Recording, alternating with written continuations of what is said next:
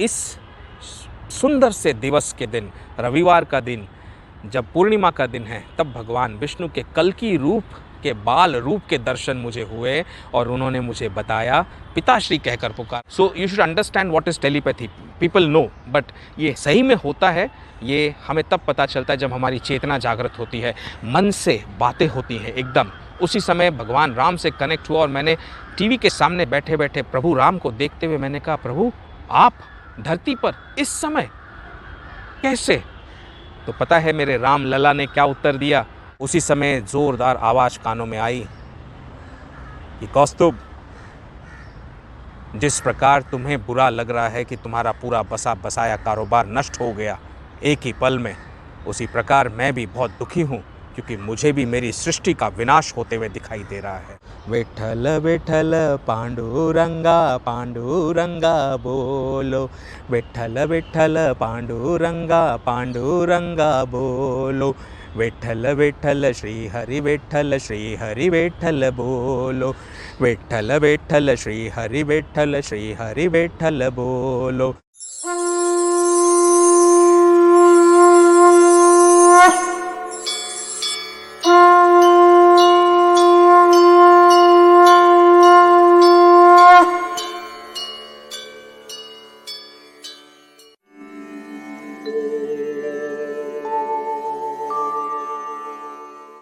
यहाँ तक आपने सुना कि देखो कैसे प्रभु ने कहा कि संसार के सामने आना है, तब आप आगे जो घटना बताने जा रहा हूँ वो ये बताएगी कि मैं कौन हूँ, मुझे संसार में प्रभु ने क्यों भेजा है, और इसलिए मेरे साथ देने के लिए आपको मेरे साथ खड़ा होना है या नहीं होना है, ये आप पर निर्भर करता है।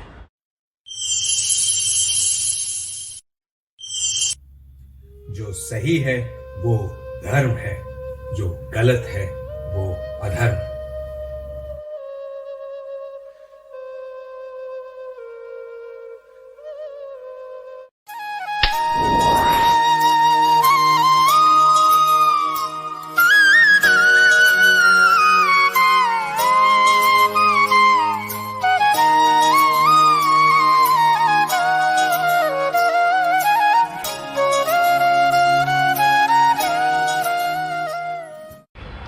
तो 2022 में देखे इस स्वप्न के बाद में मैं प्रभु के बताए मार्ग पर चलने लगा।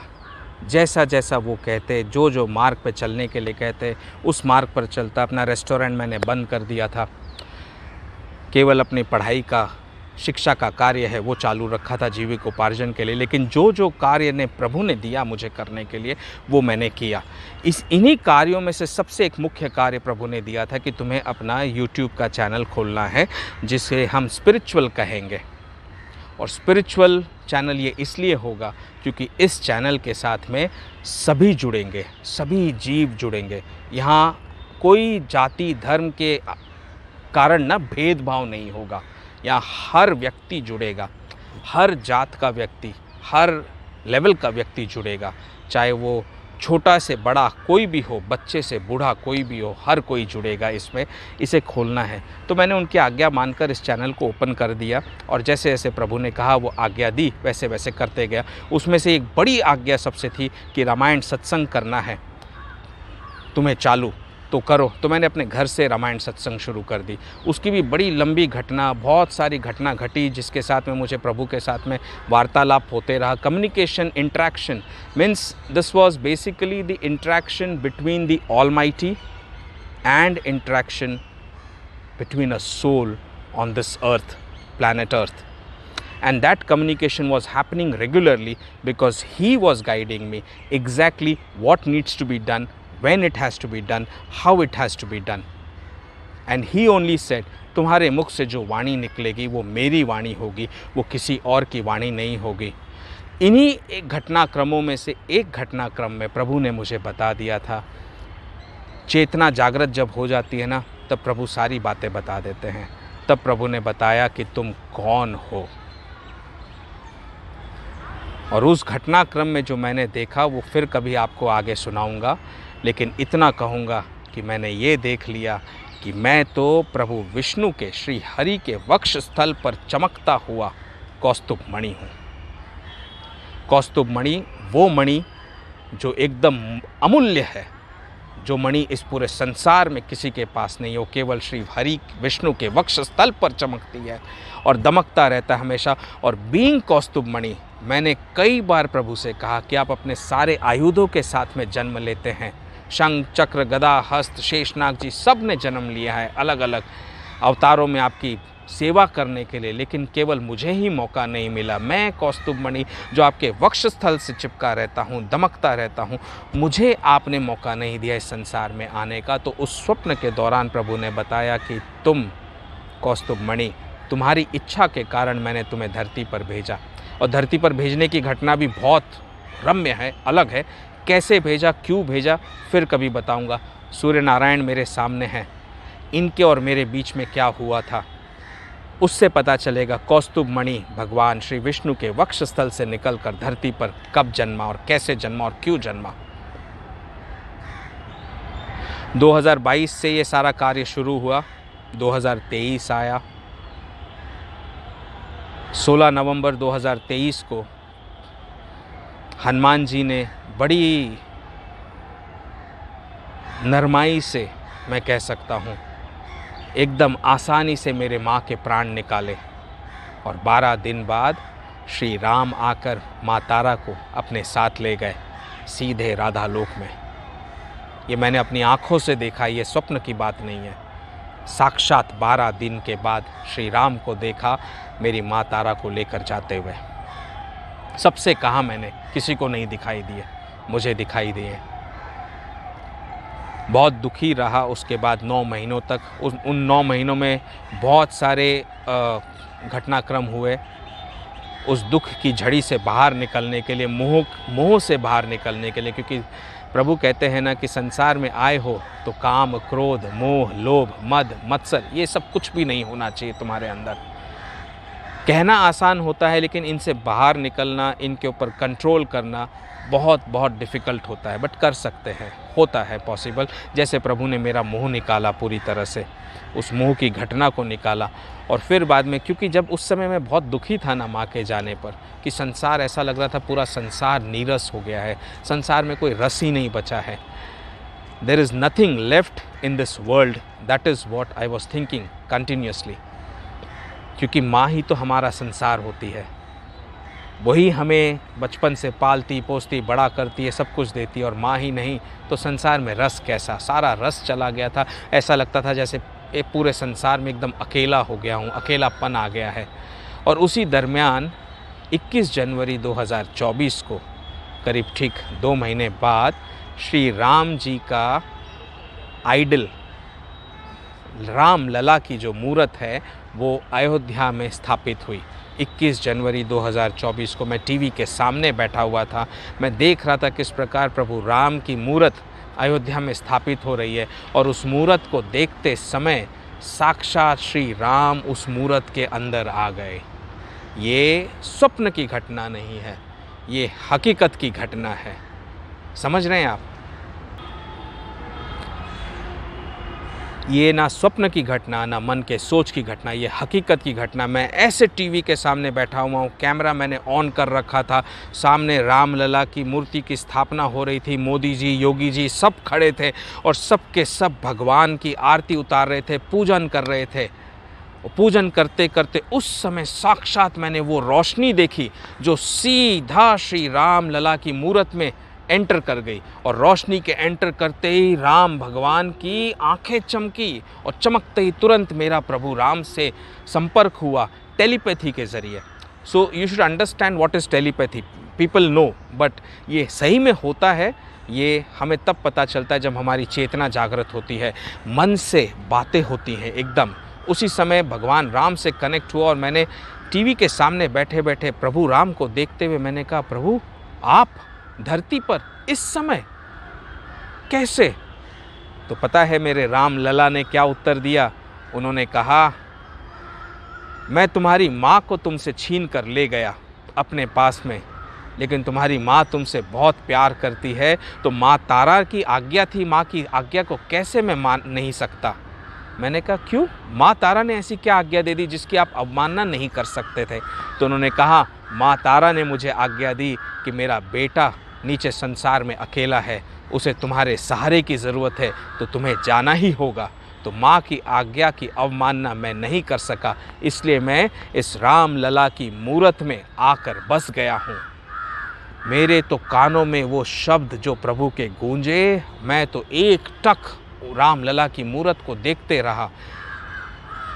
और फिर प्रभु से कहा, लेकिन प्रभु आपके आने का अभी क्या कारण है? तो बोले, चलो, घोर कलयुग में तो आपको और मुझे जन्म लेना ही है दोबारा, एकदम घोर कलयुग जब आएगा। तो इसलिए उस समय हम धर्म की रक्षा मैं कैसे करूँगा, अधर्म का विनाश कैसे करूँगा, उसकी प्रैक्टिस हम अभी कर लेते हैं इस कलयुग में। तुम धर्म की रक्षा करो, मैं अधर्म का विनाश करूँगा। तो इस तरह से हमारा रिहर्सल होगा इस कलयुग में, घोर कलयुग के समय जब मैं कल्कि बनकर आऊँगा और तुम मेरे पिताश्री बनोगे। पिताश्री, ये पहला दिन था, पहली वाणी थी प्रभु की, जब प्रभु ने मुझे उस समय ये ज्ञात कराया कि घोर घोर कलयुग जब होगा, हज़ारों साल पड़े हैं उसमें, वो जब घोर कलयुग आएगा तब साक्षात कल्कि भगवान मेरे पुत्र बनकर जन्मेंगे। मैंने वो बातों को तो सुन लिया, उस वीडियो को भी रिकॉर्ड कर लिया।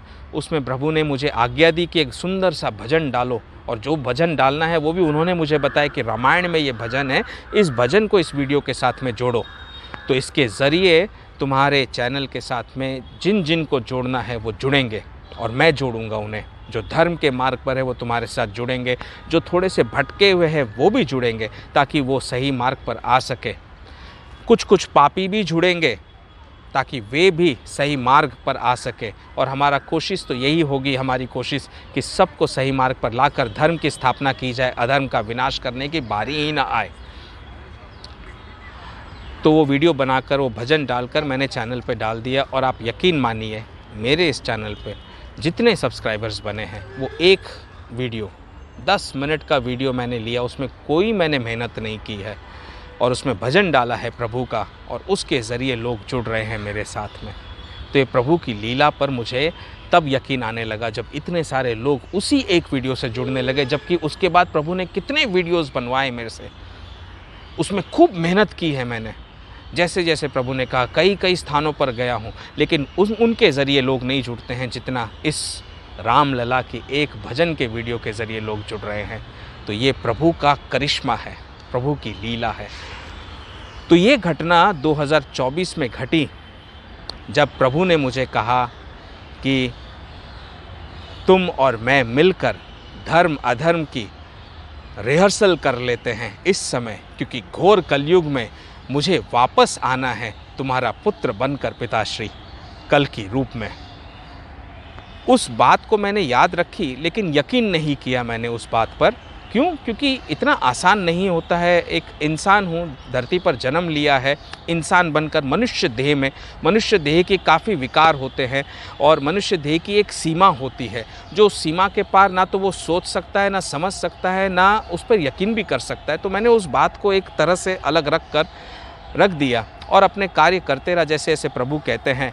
लेकिन इस बात के ऊपर सीधी मोहर भगवान श्री कृष्ण की लगी अब की 15 दिसंबर 2024 के दिन, यानी कि ठीक समझ लीजिए करीब करीब 11 महीने बाद 15 दिसंबर 2024 के दिन जो घटना हुई, उसमें स्टैंप लग गया कि सही में ये मेरे पुत्र बनकर जन्मेंगे और मैं कल्कि का पिता बनकर जन्मूंगा घोर घोर कलयुग में। ये इस एरा में ये मेरा आखिरी जन्म है। इसके बाद सीधा प्रभु के साथ प्रभु को अपने पुत्र रूप में पाने के लिए जन्मूंगा घोर कलयुग में।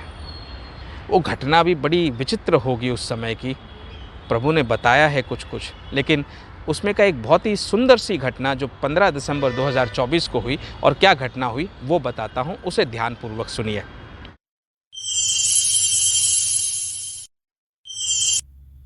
जो सही है वो धर्म है, जो गलत है वो अधर्म।